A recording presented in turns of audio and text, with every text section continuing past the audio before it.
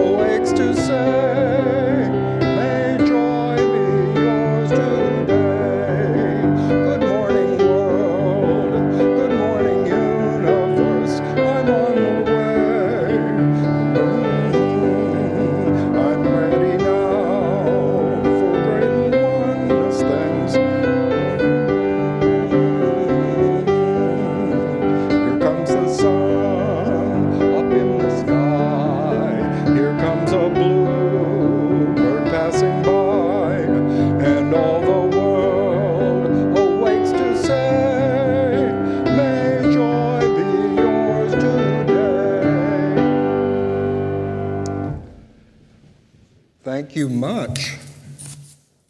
Getting the energy going. For those of you who are joining us on Facebook Live or YouTube, please share your name and location in the chat stream. Give us a hello from wherever you are, and click that share button. Someone in your network may be blessed by our service today. For those present in the sanctuary, please silence your phones and other devices. Judy Moen and Adam Schneider are today's musicians. They've become quite a duo lately. And Gerald Evans is my service assistant today. Our tech team is Adam doing double duty today, so we thank him for that. Let us now join in prayer as we set the intention for this service. Today we are going to take the oldest prayer in unity, the very first formal prayer that the Fillmores used. Please join me. Let us set our intention for this hour and beyond. Father, Mother God, and indwelling Christ, we acknowledge your grace-bestowing presence in this moment. Therefore, we can declare, we are now in the presence of pure being and immersed in the Holy Spirit of life, love, wisdom. We acknowledge your presence and power, your healing power. In your divine wisdom, now erase our limited beliefs.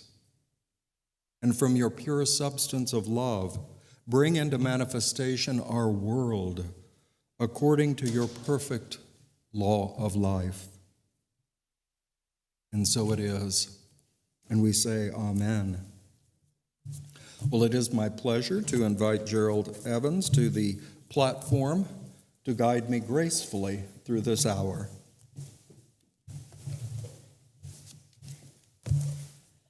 Thank you, Reverend Stacy, and good morning, everyone. Good morning. Welcome again to Unity South Twin Cities. May each find the truth that you seek, and may the infinite healing presence fill your hearts with love, beauty, and joy. We welcome you, we bless you, we behold the Christ in you. Let's begin by welcoming our visitors joining us in person or online for the first time. We greet them by affirming together, we welcome you, we bless you, and we're glad you're here. For our gathering this October Sunday, let us hold this thought. I behold the Christ in you. Let's say that together. I behold the Christ in you.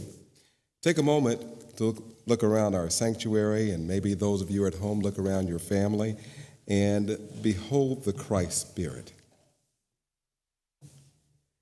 Let's also use our spiritual eyes to acknowledge the same Christ Spirit in all of our friends joining us online. Dear friends, you enhance our service by your virtual presence, and we're certainly glad that you're with us this morning. As we hold our service today, it expands our consciousness to acknowledge religious celebrations held this week throughout the world. Let us respect truth seekers everywhere who turn their attention to the Eternal One. We offer this blessing for all communities. We honor the beauty in your tradition. Let's repeat that. We honor the beauty in your tradition. And now, returning our focus to our ministry, we join together in the Unity South centering statement with focused thought and warmth of feeling. Together, centered in God, assured by faith, and prospered by divine love, we boldly move forward to serve humanity by building our lives and Unity South Church together. About a few announcements this morning. In a special update meeting on October 10th, we introduced our planning teams, and we encourage you to sign up for a planning team in that special area of interest to you.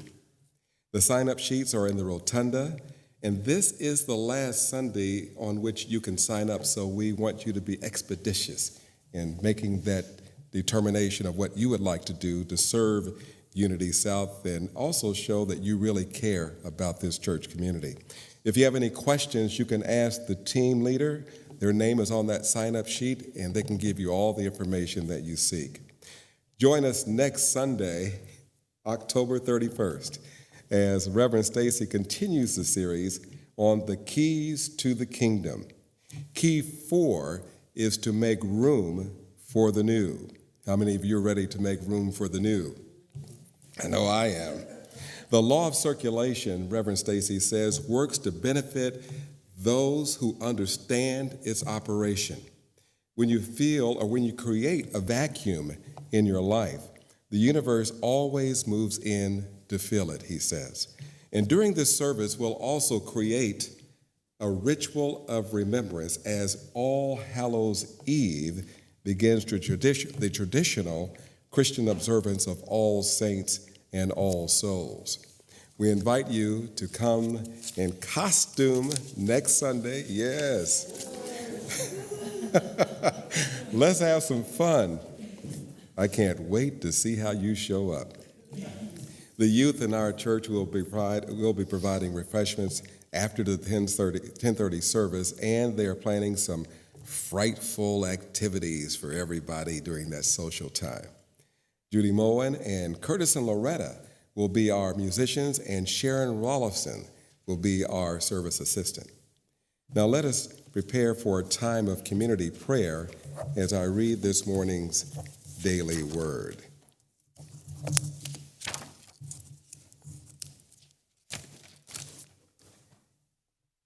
Today's word is passion.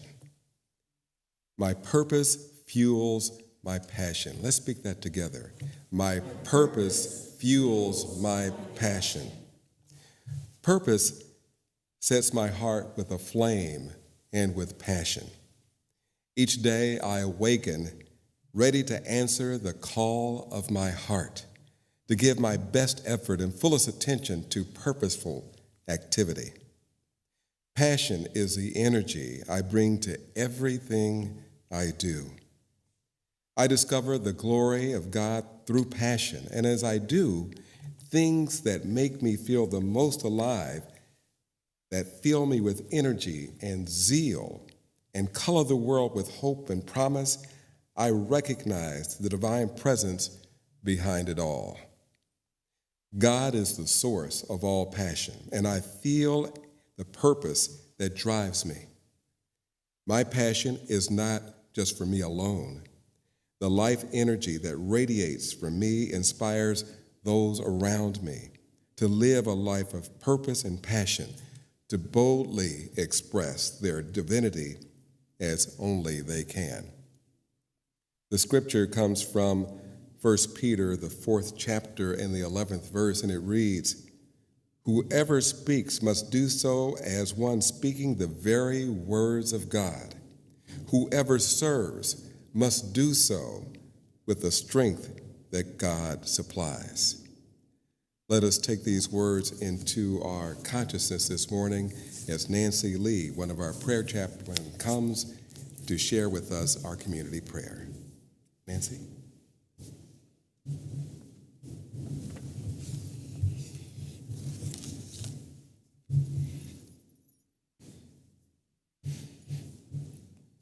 Let us take this time to just let go. Take a breath and release. And if you're comfortable, close your eyes. We know that at this time, our focus is on the God Spirit that dwells within each and every one of us. We don't have to look for it. It is always there. Feel it. Accept it. Flow into it. I celebrate every flowing vitality in my body and my life. The Word is life, the animating principle and force. The Word from which every divine idea springs. I celebrate God life, free-flowing, revitalizing my body and my life. I speak the word of life to know that as I will be whole, I am whole. In the silence, I know life. We have prayers that we want to share with God's Spirit. And we have prayer requests here in our prayer box. We hold and affirm the truth within these individuals. We know that Spirit is working in their lives as they further awaken to the presence of God as their health, supply, and sense of purpose. And each of us here and online can connect to that presence of God always with us. And we know our connection even goes beyond this church to the wider community, to all who are part of our circle and beyond. And we are grateful for each and every one of them. And so let us take a moment of silence to make that connection more permanent.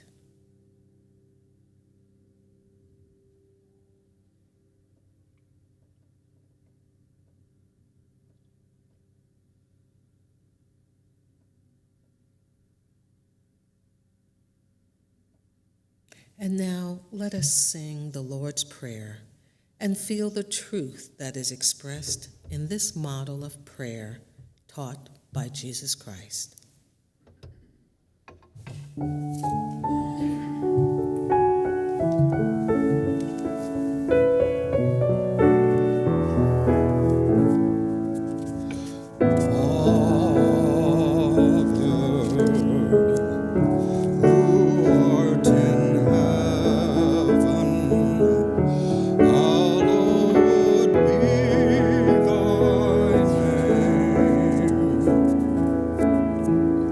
Thy kingdom come.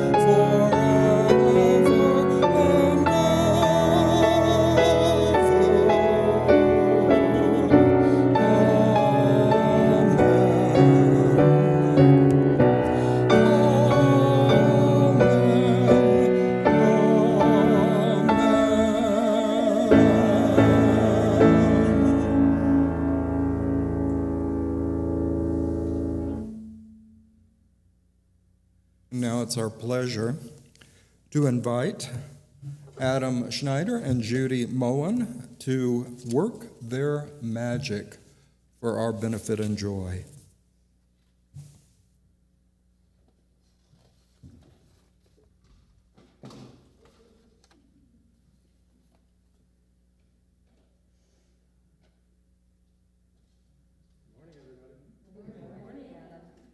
If you didn't know, for about the last 4 months, Judy and I have been collaborating on an album project called Love for the Soul that has been funded by some wonderful generosity of this community. And I just need to take a moment to acknowledge how much I have grown and loved and received in appreciation of the incredible talent that is Judy Moen, who is such a staple of this community, well before me as the newest member, one of the newest members of the community, well before me. So I just want to take a second to say thank you, Judy.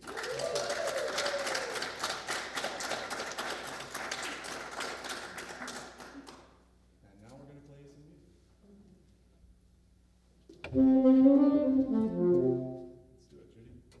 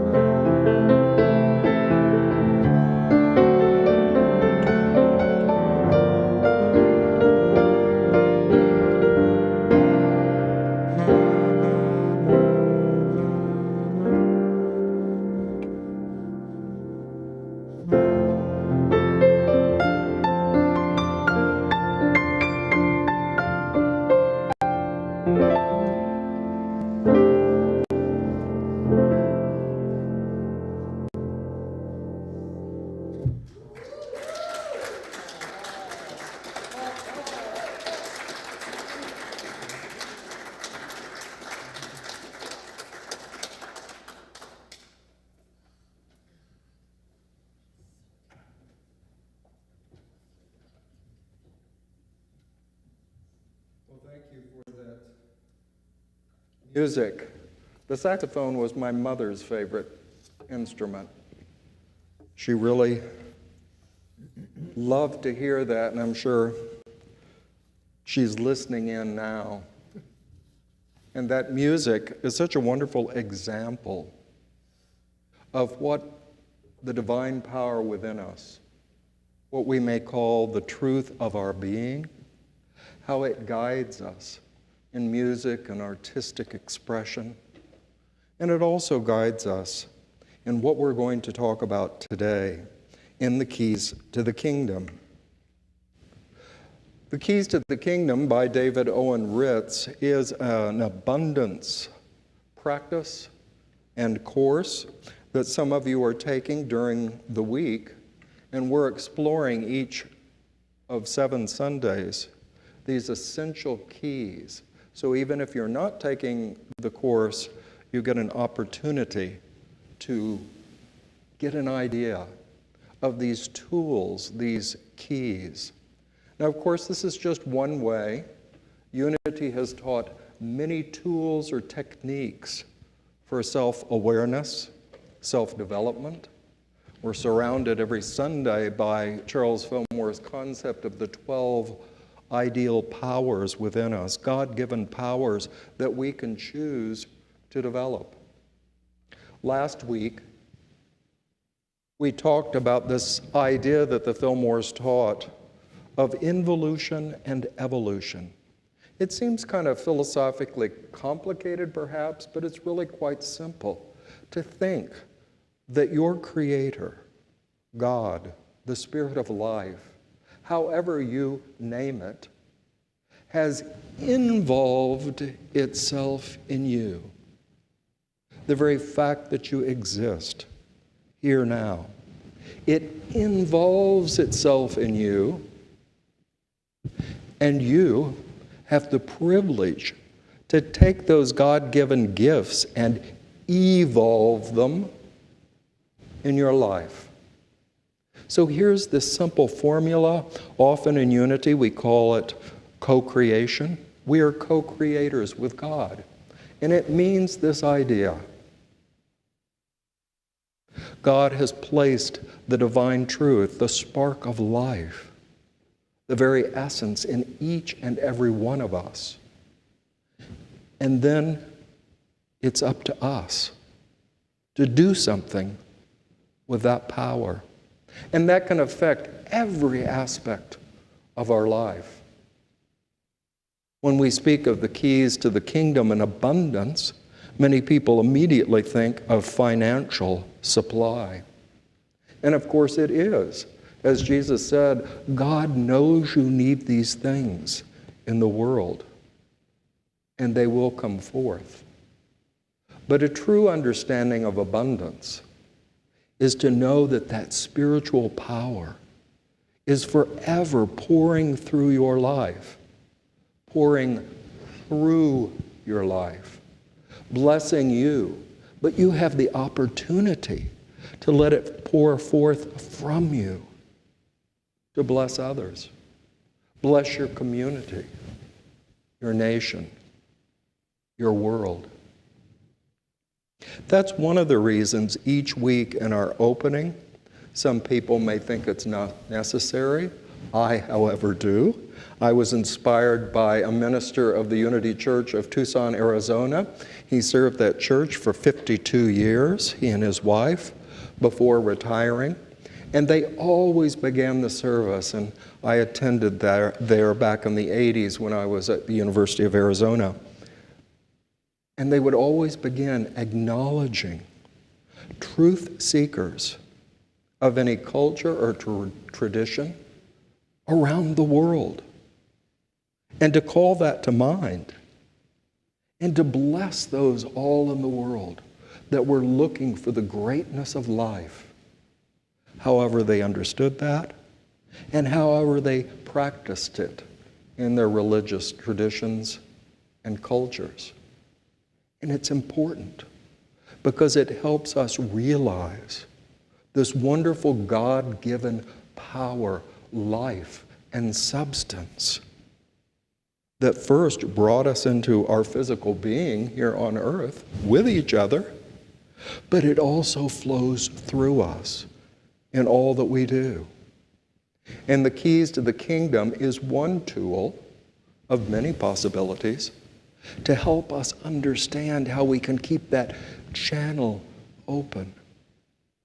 Emily Cady and her lessons in truth, as well as the Fillmores, were always inspired and often quoted Ralph Waldo Emerson, saying that every human being was an inlet of God and can become an outlet of God. Keeping yourself as an open channel. Life flows in, that is God's gift. But then what are we going to do with it? How are we going to share it? How are we going to allow that divine energy to work through us and into the world? How are we going to be a blessing for others? Well, in our first week, 2 weeks ago, we looked at the key word, the first key, commitment. Commitment. Now, before you think I'm going to ask you to get your checkbook out, that's not the point. Commitment is simply making a commitment for your development. Whatever that may be for you. For many of us, we make a commitment to work on our health and physical well-being. It can also be our financial supply. It can be our career, our relationships, our spiritual or development of our inner life. Whatever it is, it needs us to make a commitment. If we make a commitment to our spiritual growth and to regular spiritual practice, then that means committing time consistently in our life. For those of you that go to the gym and work out, so to speak, you make a commitment to your physical well-being through regular exercise. Now, some of us fiddle around and we go once or twice a year. Well, I suppose that's something. But a commitment is that regular practice.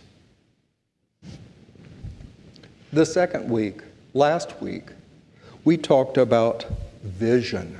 The second key, vision. To visualize how abundance can show up in greater measure in your life. You use the power of imagination that Charles Fillmore talked about. The ability of your mind's eye to behold potential and possibility in your life. That was a great awakening for Myrtle Fillmore when she said, in prayer and meditation, she beheld the vastness. She beheld the vastness of possibilities in her life. The vastness of possibilities that God made available to her life. Today, the third key is truth. To allow the truth of our higher self, what we call the I am, to express His abundance through us in ever-increasing measure. I pointed out, not just to compliment them, but because it was such a good demonstration, pointed out Judy and Adam and their music. The truth of their being. God-given gifts. Through their practice and commitment over time, comes forth beautifully as that music. It's not something that someone from the outside makes them do. It's a quality of their inner soul that comes forth as they allow it. So today we want to look at this idea. What is the truth of my being? And how does it guide me forward in my development and my growth? David Owen Ritz in the course begins, "Your beliefs about your own highest potential are among the most important in determining how much abundance you will allow into your life." One of my favorite Bible stories tells of the prophet Elisha, the miracle-working prophet, and the widow's oil. It's a short story, and I want to share that with you because it's such a powerful image to me, to this idea of how big is my vision of abundance, of God's power in my life. Thank you, sir. Wow. Royal treatment.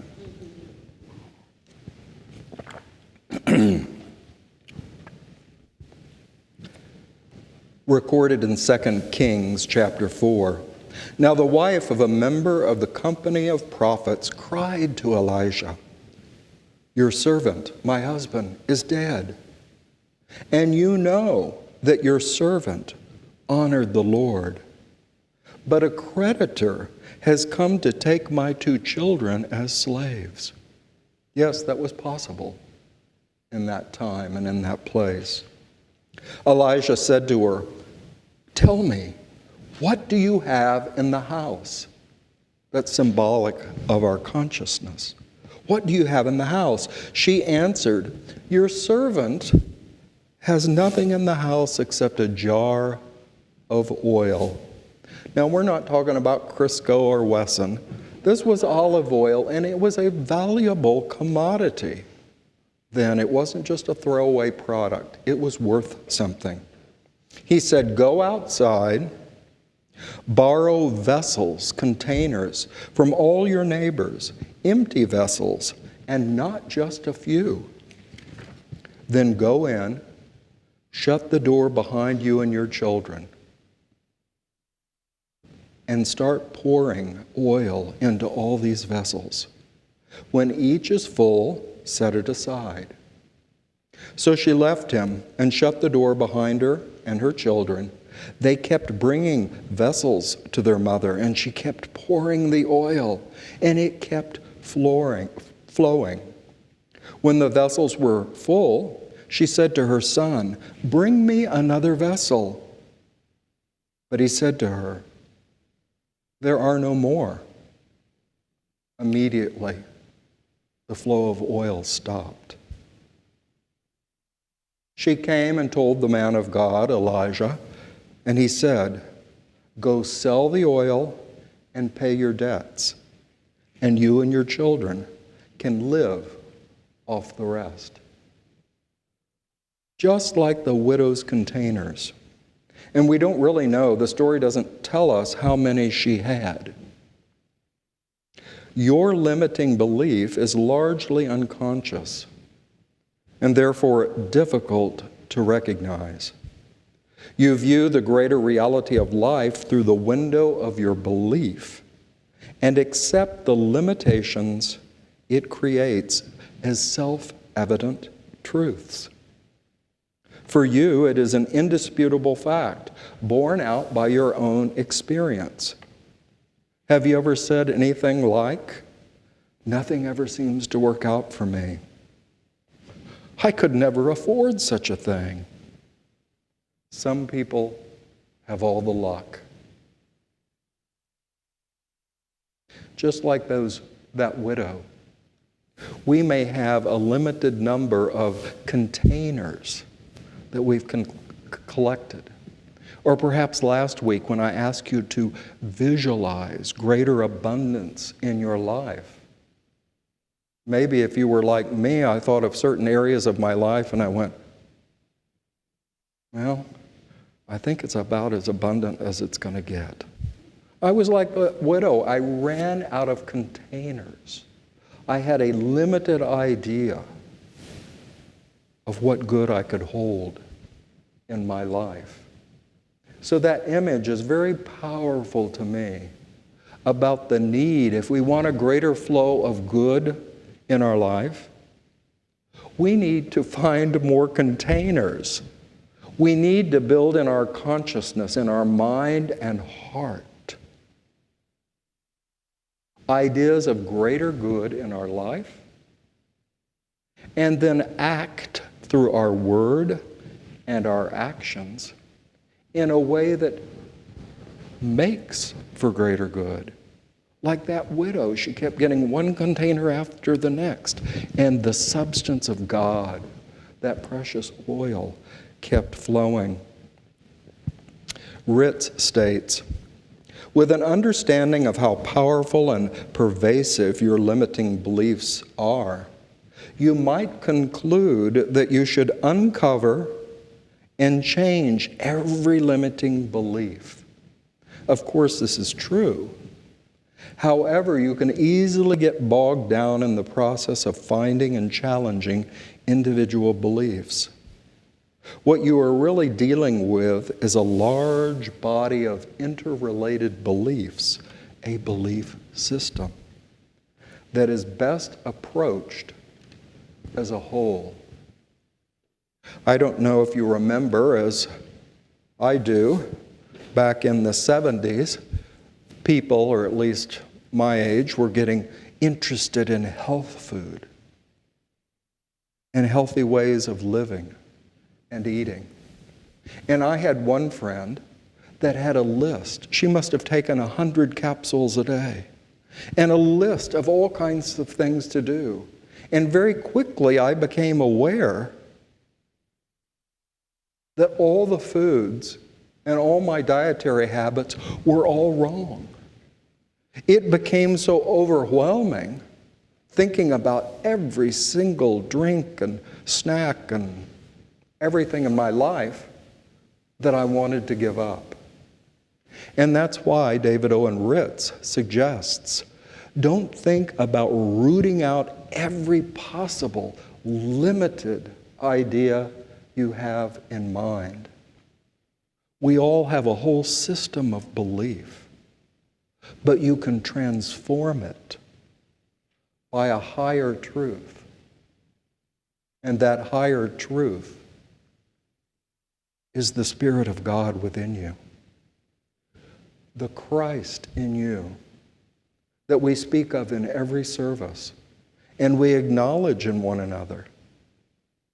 It's not just a religious idea. It's not just a nice thing to say, Claire, I behold the Christ in you. That's a lovely outfit you're wearing today. It's more than that. It is declaring the divine presence within the very center of your being that God brought forth.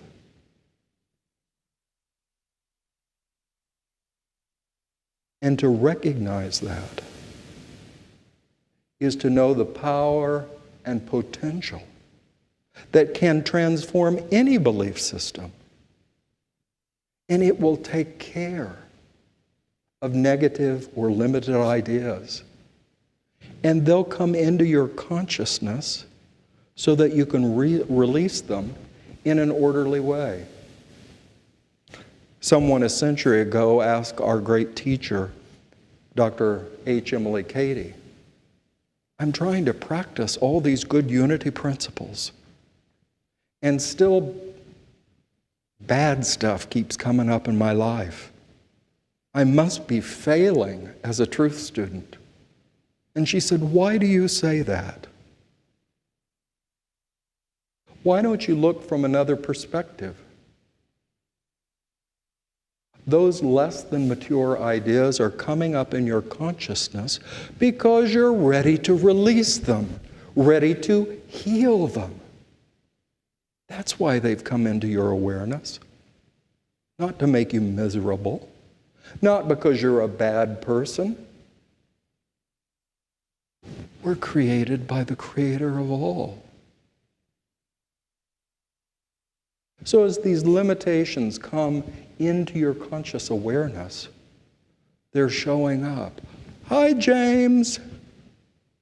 because James is ready to let it go, ready to let it be replaced by a higher truth,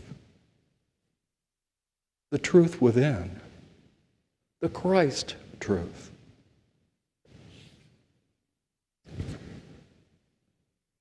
Now we're going to look very quickly at what David Owen Ritz calls the 7 spiritual truths of abundance. In the course, we have more time during the week to develop this through practice and meditation, but I'm just going to give you a taste of them now. Truth 1, God is the one and only source of your good. Every good thing that you desire to have in your life comes from God and is made of God, made of divine substance. In truth, things can be made of nothing else. God is the infinite whole, the creator and the creation, the substance and the essence of all that exists. Your job, your business, many things that you think are the powerful good in your life, and they are a blessing, but they are a channel of the true good that is God. The divine energy is flowing through your career, flowing through perhaps your spouse's paycheck, flowing in different ways into your life. But the channel is not the source. To live this truth, you must continually remind yourself to look to and depend upon the God source above all else. If you think the major source of good in your life is your career and the income it provides, then what happens when that company or that situation ceases to exist? People that focus only on that paycheck have a difficult time because it seems like my good is gone. But those that know that God is their source, flowing through this particular situation, this particular employment, know that God will flow again like the widow's oil through another channel, into another container. Remember to look to God as the source above all. Truth 2, abundance is a here and now reality. The relationship between the truth of universal abundance and the facts of our sometimes limited experience is much like the relationship between light and darkness. Light is a universal reality. All of space is lit by the stars. Yet you can experience darkness by blocking out the light. You can create a temporary local condition that seemingly defies the greater universal truth. To live this truth, you must affirm the presence of God's abundance, even in the face of appearances to the contrary, until you train your mind to look beyond appearances. That's the essential spiritual skill that we denote in the first power, faith. Faith can look beyond the outer appearances and know the potential, the possibility of good. In the old days, in the time of Charles and Myrtle Fillmore and many of the teachers in the late 19th century, they had a key word. They said, your greatest stumbling block is semblance. Semblance. They were talking about that all the time. Semblance. That meant this outer appearance that you define as the universal truth. Well, let's take an example right here and now. We look in this beautiful sanctuary, and we can count 1, 2, 3, 4, 5. So many people here. That's a semblance. That's an appearance. But is that the truth of what makes up the community, the heart of Unity South Twin Cities? No, we look beyond the semblance. What appears to be in this sanctuary at this moment, and know that our community is much more than this. What about our friends online from states all over the country sharing this service with us now? Do you see them? I don't. They're not physically visible, but they are supporting us in mind and in prayer, and yes, in contributions, donations. So don't let the semblance, the appearance, define the greater reality.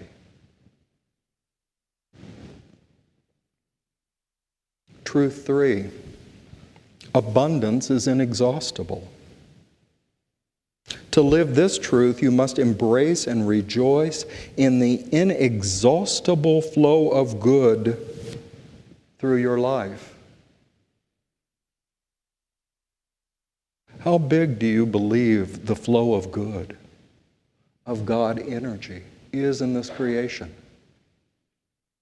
Is it inexhaustible, or is it in a limited quantity?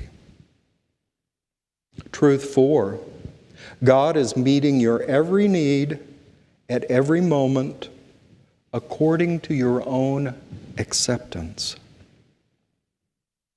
Your level of acceptance depends upon 2 things: what you give to life and how you give it. The what can be your time, talent, financial resources, energy, attention, love, anything that you bring to life. The how is the attitude, the intention, the awareness that accompanies that which you give. There's a wonderful story, true story. Decades ago in the early 20th century, a couple, Mr. and Mrs. Astor, from New York City, were traveling in upstate New York. There was a great storm, and they stopped at a motel. The manager said, "I'm sorry, we have no rooms." But he said, I can't send you back out in that strong storm. You come in, I will give you my room, and I'll sleep here in my chair in the office. And so he made them as comfortable as he could in his small room in that motel. Years later, Mr. Astor invited him to come down to New York City. And they were taking a walk, and he said, "Do you see this great new building? It is mine. It is the Waldorf Astoria Hotel. And I want you to be its manager." So impressed were he and his wife with the way that that man took them in a storm, did what was ever necessary to make them safe and comfortable. He said, "That's the kind of giver.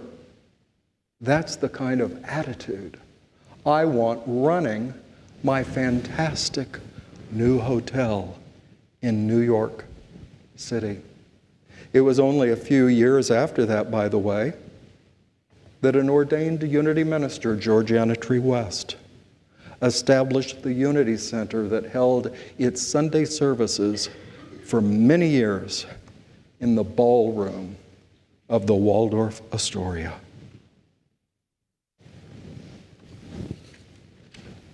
Truth 5, everyone deserves abundance. That's something to think about.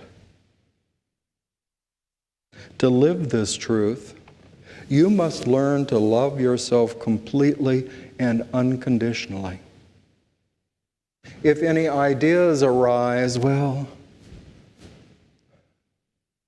I'm not really good at doing this or that. I really don't deserve to be paid abundantly, to be paid well. Then that idea has surfaced so that you can free yourself from it. Let it go.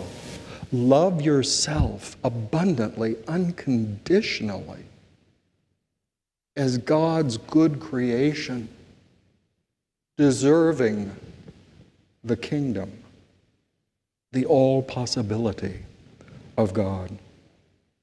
Truth 6, your vision is your inner awareness of your naturally abundant self.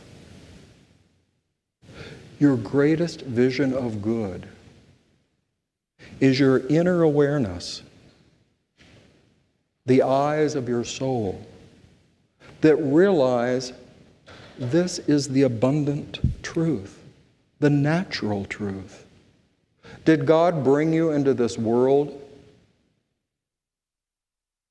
so that you could not be sustained, nourished, and cared for in a way that's just right for you?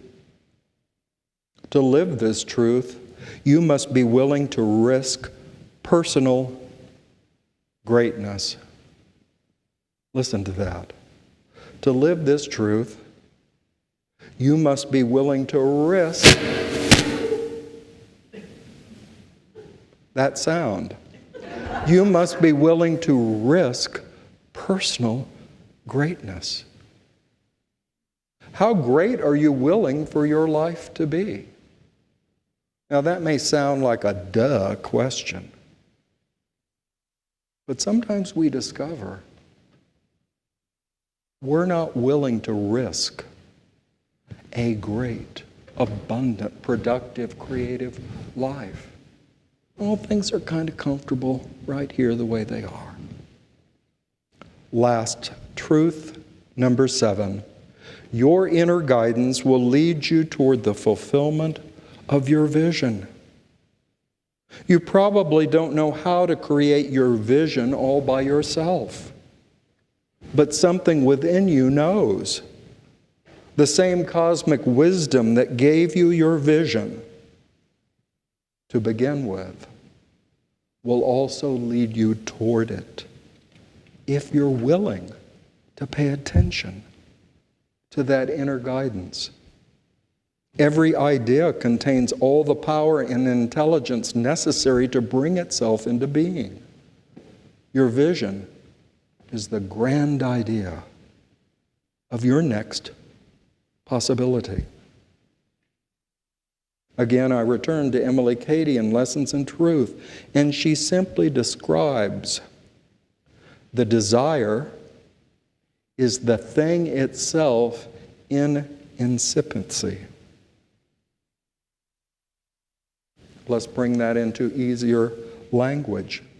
The desire and idea you have are the first steps in that good becoming, unfolding, manifesting. The great Unity minister Ernest Wilson, who did a course not unlike this in the 1930s in Kansas City, and he eventually, in 7 years, graduated 24,000 students from that course. Must have been pretty powerful. And he always reminded the students, God never puts a desire, a divine idea in you without also giving you the power for its fulfillment. If you do nothing else in your quiet time this week, meditate on that idea.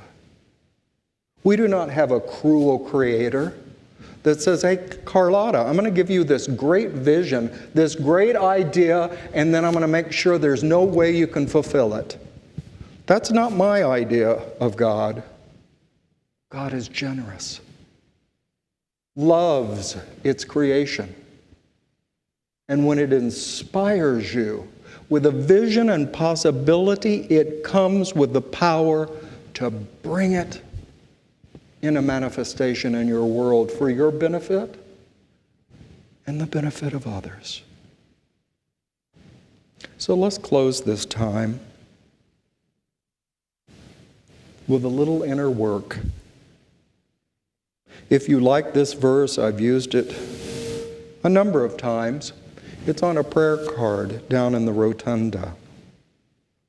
It goes back to ancient times, and it's a call to awaken your inner truth, what we call in unity the I am, the highest self, the divine seed within you.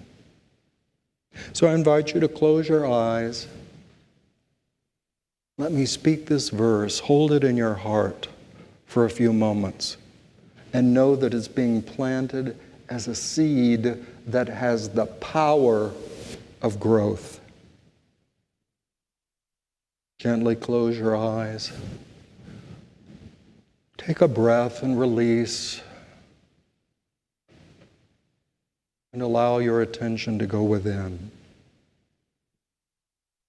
And hear these words of truth.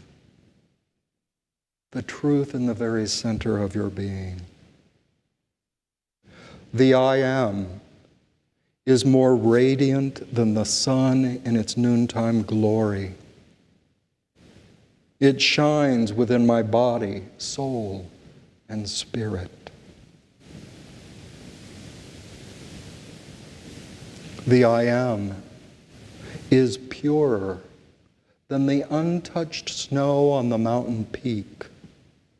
It has never been soiled by negativity and limiting beliefs.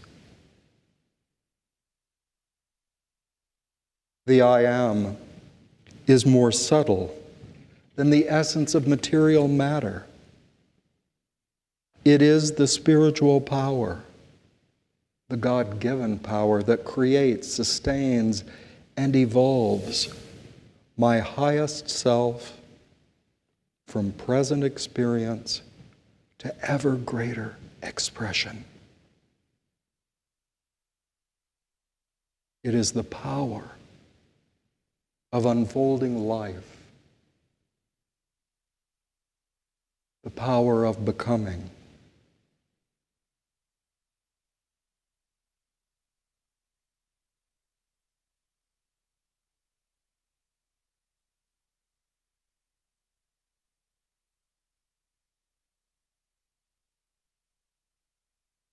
I invite you now to remember,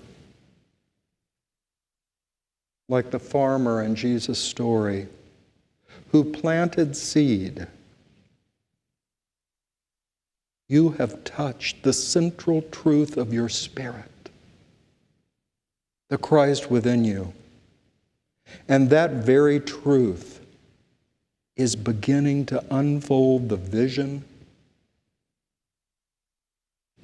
of your abundant life, ever expanding, ever growing, ever blessing those around you, your community, and your world. And so we say Amen, that ancient word which means, so we let it be. So I allow this truth to unfold within me. Thank you, God. Thank you, God. Thank you, God. And I invite you to allow your attention to come back. And we'll have the graceful music of Judy and Adam to bring us back fully into this wonderful gathering today.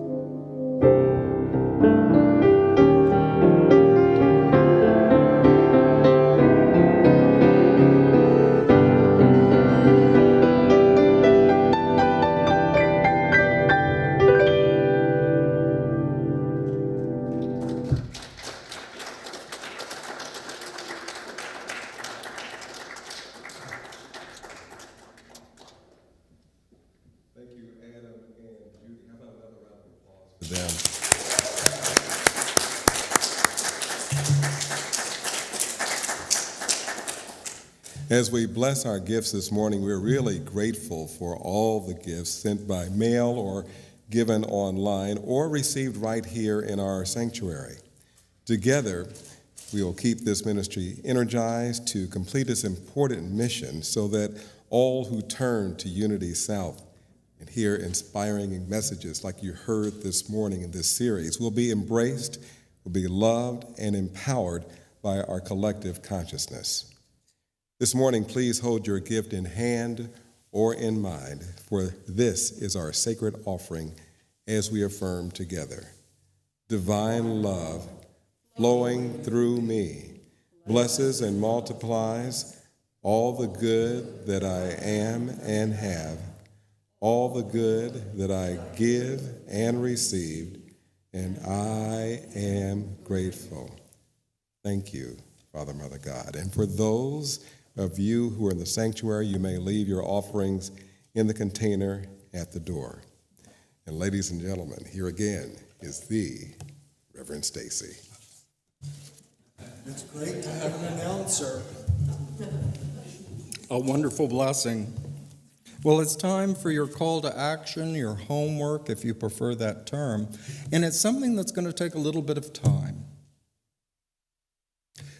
The album that Judy and Adam have made will be released in the not too distant future.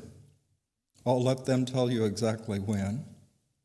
You get one of those albums, you listen to that music, and relax in some quiet time, in that grace and peace, and like that last song, dream a little dream of me. Dream of that truth within you. God's Christ, perfect idea of being in the very center. Let that music inspire you to gracefully allow that truth to unfold before your mind's eye and then guide you in the greater path, the greater good. That is what your individual life is meant to be. Fulfill God's promise in you. And so now let us prepare to gracefully close our service. Judy's teaching us a new song. You'll find the words on the back of your bulletin. It's called I Am So Blessed, a popular tune from the composer Karen Drucker.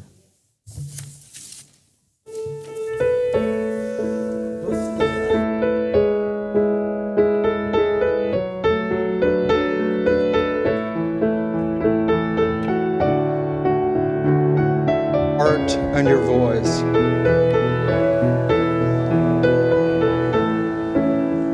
I am so blessed, I am so blessed, I am so grateful for all that I have.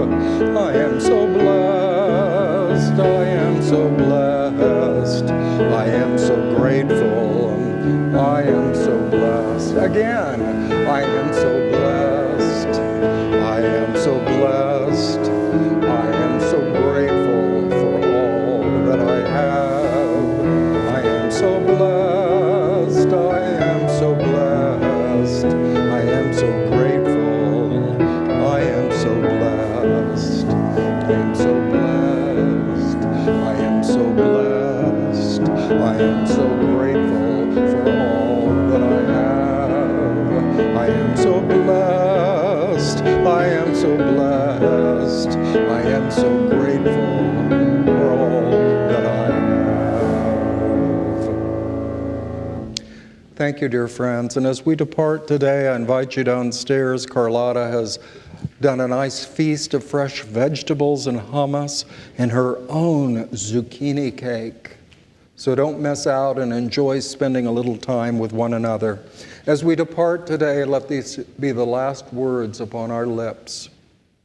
The light of God surrounds us. The love of God enfolds us. The power of God protects us. The presence of God watches over us.